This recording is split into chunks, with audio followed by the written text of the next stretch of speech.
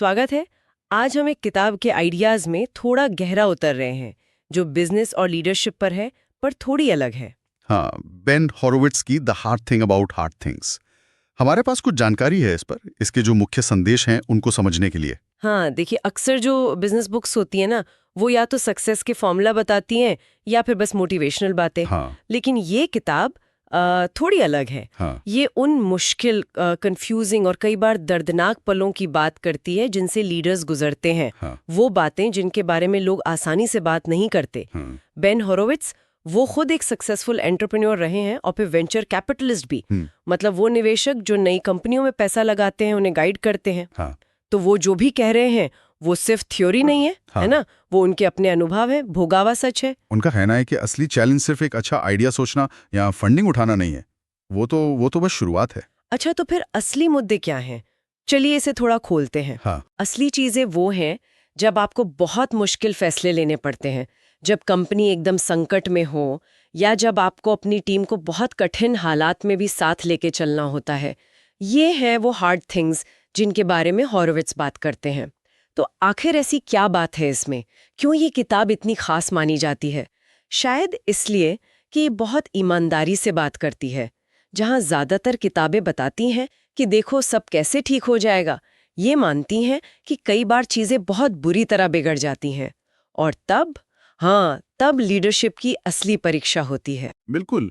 और यहाँ शायद सबसे इंटरेस्टिंग बात यह है कि हॉरोविट्ज अपने खुद के एक्सपीरियंस, अपनी फेलियर्स, अपने स्ट्रगल्स, वो सब बिना किसी लाग लपेट के बताते हैं। मतलब स्रोत बताते हैं कि वो सिर्फ एडवाइस नहीं देते, वो किस्से सुनाते हैं। जैसे वो उस सिचुएशन की बात करते हैं जब उन्हें अपनी ही कंपनी से लोगों को निकालना पड़ा, ले ऑफ्स। हाँ, अब ये किसी भी लीडर के लिए मतलब सोचकर ही डर लगता है ना। हाँ, बिल्कुल, बहुत मुश्किल होता होगा। और वो सिर्फ ये नहीं बताते कि हाँ ले ऑफ करना पड़ा, वो इसकी गहराई में जाते हैं कि ऐसे मुश्किल वक्त में भी आप इंसानियत कैसे बनाए रख सकते हैं, पारदर्शिता कैसे रख सकते हैं, उन लोगों के प्रति सम्मान कैसे दिखा सकते हैं जिन्हें आपको जाने देना पड़ रहा है। ये सिर्फ कोई बिजनेस का हिसाब किताब नहीं है। हाँ, ये गहरे नैतिक, इमोशनल सवाल खड़े करता है। स्रोत भी इसी बात पर जोर देता है कि उनका नजरिया बहुत प्रैक्टिकल है। वो ये नहीं कहते कि ये आसान है, वो कहते हैं ये जरूरी है। और सिर्फ लेऑफ्स ही क्यों, वो इस दौर का भी जिक्र करते हैं जब उनकी कंपनी लगभग बैंक्रप्सी के कगार पर थी, मतलब दिवालिया होने वाली थी। वो उस मेंटल प्रेशर, उस अनिश्चितता को डिस्क्राइब करते हैं। ये पढ़ना या सुनना भी शायद आसान नहीं होता होगा, क्योंकि ये उस डर की बात है जो हर लीडर शायद कभी ना कभी महसूस करता है। हाँ, और वो ये भी बताते हैं कि उस निराशा वाली सिचुएशन से निकलने के लिए कैसे धैर्य और सही रणनीति की जरूरत पड़ी। इससे एक बहुत इंपॉर्टेंट बात सामने आती है कि लीडरशिप के चैलेंजेस सिर्फ फाइनेंशियल या मार्केट से जुड़े नहीं होते, वो बहुत ज्यादा साइकोलॉजिकल और इमोशनल भी होते हैं। अंदर से मजबूत होना पड़ता है। बिल्कुल, आपको अंदर से मजबूत होना पड़ता है। स्रोत ये भी इशारा करता है कि हॉरोविट्ज के हिसाब से एक सीईओ का काम शायद बिजनेस स्ट्रैटेजी बनाने से भी ज्यादा लोगों को संभालना और मुश्किल हालात में सही फैसले लेना है।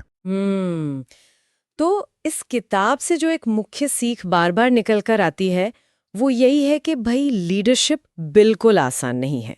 ये कोई टाइटल या पोजीशन नहीं है, ये एक जिम्मेदारी है, खासकर तब जब हालात मुश्किल हों।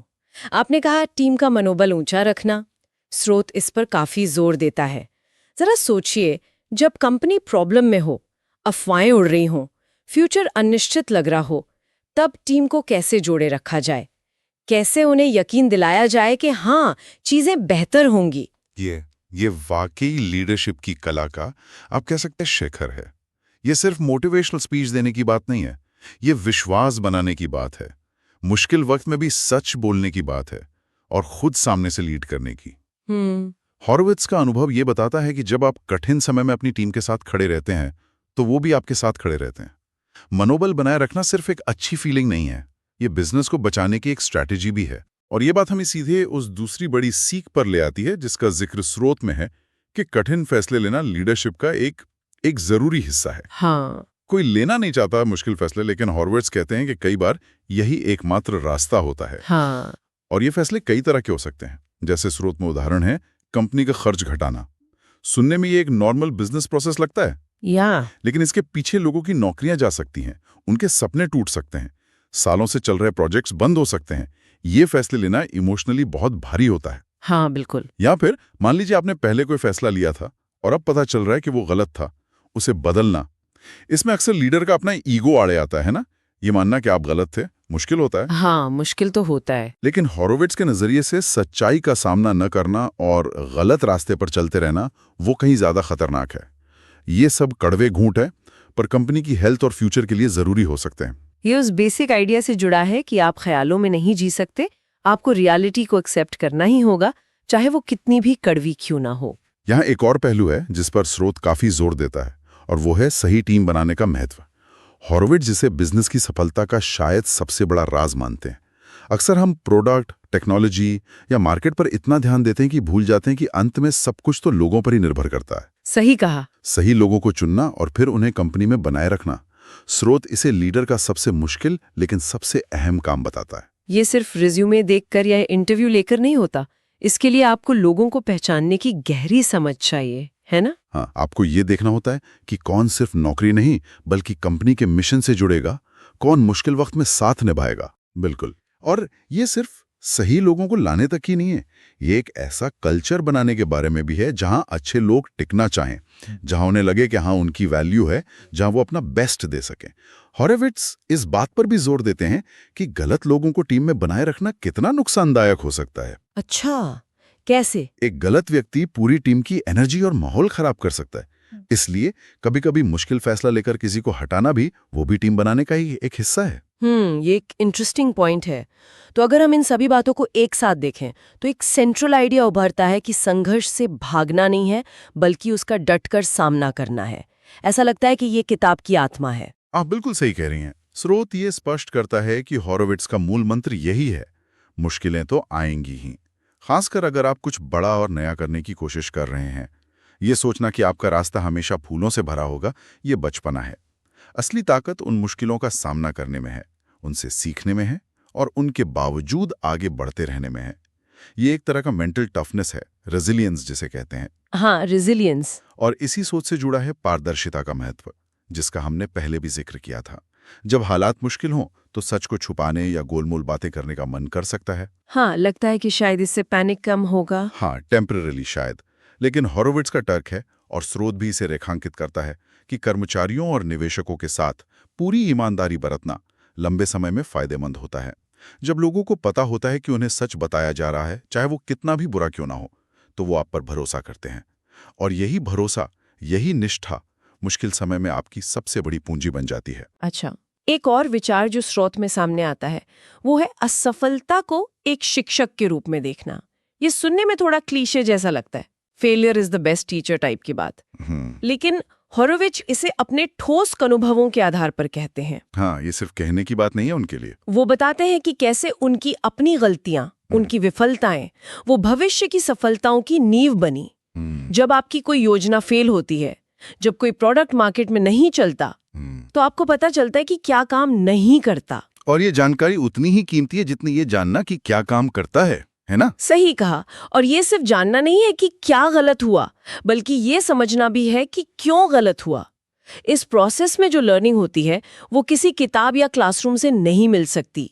ये वो ज्ञान है जो जमीन पर असली दुनिया में लड़कर हासिल होता है। तो हॉरोविट्ज का संदेश ये है कि असफलताओं से डरना नहीं चाहिए, बल्कि उन्हें सीखने और बेहतर बनने के मौके के तौर पर देखना चाहिए। बेशक लगातार असफल होना अच्छा नहीं है, लेकिन हर असफलता से कुछ ना सीखना वो उससे भी बुरा है। तो इन सब बातों का निचोड़ क्या निकलता है, अगर हमें इस किताब के मूल संदेश को, एसेंस को समझना हो? मेरे ख्याल से निचोड़ ये है कि बिजनेस और लीडरशिप की दुनिया बाहर से जितनी ग्लैमरस दिखती है, अंदर से उतनी ही कॉम्प्लेक्स, तनावपूर्ण और अनिश्चितताओं से भरी होती है। सफलता की कहानियों में अक्सर वो जो संघर्ष है, डर है, रातों की नींद उड़ने वाले पल है, उनको छुपा दिया जाता है। हॉरोविट्ज उन छिपे हुए पहलुओं को सामने लाते हैं। हाँ, वो हार्ड थिंग्स। वही हार्ड थिंग्स। और सबसे महत्वपूर्ण बात यह है कि इन तमाम कठिनाइयों के बावजूद हार नहीं माननी है। हॉरोविट्ज का वो कथन जिसे स्रोत ने भी कोट किया है, there are no easy answers, ये बहुत मायने रखता है। लीडरशिप में कोई रेडीमेड फॉर्मूला या शॉर्टकट नहीं होता, कोई मैजिक वॉन्ड नहीं होती जो सारी समस्याएं सुलझा दे। कोई शॉर्टकट नहीं। कोई शॉर्टकट नहीं होता। असली लीडर वही बनते हैं जो इन कठिन रास्तों से गुजरते हैं, जो मुश्किल फैसलों का बोझ उठाते हैं, जो अपनी असफलताओं से सीखते हैं और जो लगातार प्रेशर में भी शांत रहकर टीम को दिशा दिखाते हैं। इसीलिए इसे स्रोत सिर्फ एक बिजनेस गाइड नहीं कहता, बल्कि लीडरशिप की एक पाठशाला कहता है। ये सिर्फ तकनीक या रणनीति सीखने के बारे में नहीं है, ये कैरेक्टर बनाने के बारे में है। तो कुल मिला के ये किताब हमें लीडरशिप का एक बहुत ही यथार्थवादी, हाँ कभी कभी थोड़ा कठोर, लेकिन अंत में उम्मीद जगाने वाला नजरिया देती है। ये मुश्किलों का सामना करने, कठिन निर्णय लेने की हिम्मत जुटाने, सही लोगों को साथ लाने और असफलताओं को सीखने का मौका समझने पर जोर देती है। और ये सिर्फ बिजनेस चलाने वालों के लिए नहीं, बल्कि मुझे लगता है किसी भी फील्ड में जो लीडरशिप रोल में हैं या बनना चाहते हैं, उनके लिए रेलेवेंट है, दिलाता है। और जैसा हॉरोविट्स के अनुभव सिखाते हैं, कठिनाइयों से भागना कोई ऑप्शन नहीं है, उनका सामना करना ही आगे बढ़ने का रास्ता है। तो क्यों ना इस पर विचार किया जाए कि हमारे अपने प्रोफेशनल या पर्सनल जीवन में वो कौन सी सबसे कठिन चीज रही है जिसने हमें सबसे कीमती सबक सिखाया। अक्सर वही अनुभव जो उस वक्त सबसे ज्यादा दर्द देता है, बाद में हमारी सबसे बड़ी ताकत बन जाता है। सोचने वाली बात है। इसी विचार के साथ आज की ये गहरी चर्चा यहीं समाप्त करते हैं।